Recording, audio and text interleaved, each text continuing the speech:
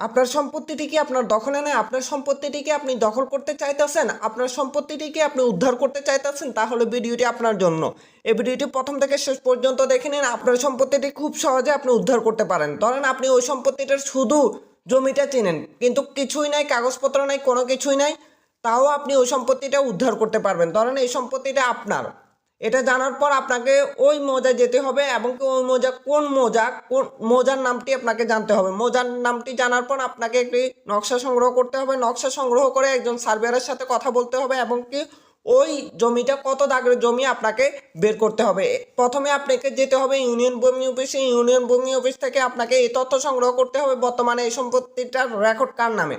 রেকর্ডটা জানার পর যদি কোনো দলিল বা ভায়া দলিল থাকে, ওই ভায়া দলিলগুলো সংগ্রহ করতে হবে। কোথা থেকে সংগ্রহ করবেন? সাব রেজিস্ট্রি অফিস থেকে দলিল ভায়া দলিলগুলো আপনি সংগ্রহ করবেন।